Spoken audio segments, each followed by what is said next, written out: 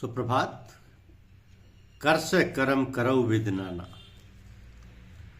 कर से करम करहु विद नाना।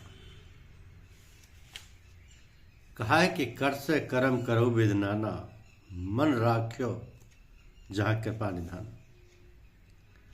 ये सर्वविदित है, सर्वमान्य है कि भवसागर जीवन विभिन्न प्रकार की उथल पुथल आपदाओं, विपदाओं, दुखों और तनावों से भरा हुआ है।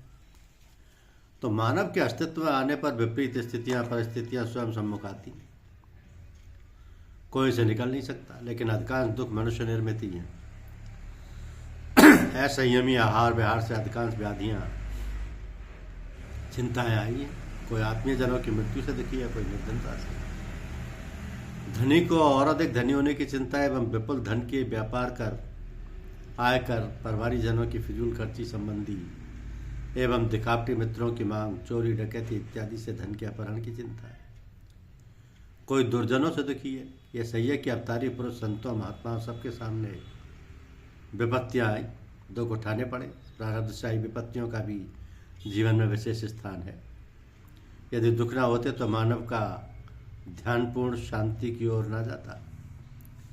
तो विपत्तियां मनुष्य को मुक्ति प्राप्ति के उपायों की प्रेरणा देती हैं। इनसे मुक्ति पाने का एक ही उपाय है, सर्वशक्तिमान ईश्वर की ओर उन्मुख होना। ईश्वरीय शक्ति, गुरु शक्ति या जागृत आत्मशक्ति का मानव में प्रभाव होने पर सभी विपत्तियां प्रभावहीन हो जाती हैं। मानव में धीरे धीरे आत्मबल का विकास होता है। वो परमात्मा तत्व या गुरु तत्व में लीन होकर सदैव आनंदित रहने लगता है। फिर संस्कार बनना बंद हो जाते हैं। मानव के सब कार्य परमात्मा भाव से परमार्थ में होने लगते हैं। वो भीतर से संत, महामानव, महात्मा व देवता बन जाता है। उसका अपना कोई स्वार्थ नहीं, छल कपट नहीं, ईर्ष्या द्वेष नहीं। सबको सम्मान देने वाला और स्वयं अमानी होकर यावत जीवन गोपनीय रहता है।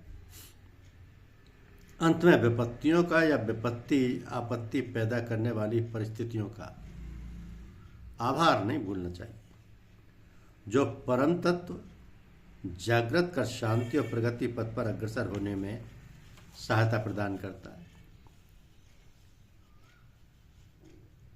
सत्संग फलित होने पर अपने आप यह स्थिति आती है कि सब सांसारिक अनिवार्य कार्य संपन्न होते रहते हैं और वह भीतर से आत्मरस में या आत्मानंद में सराबोर रहता है। तब साहब जी की आज्ञा का पूर्ण पालन स्वतः ही होने लगता है।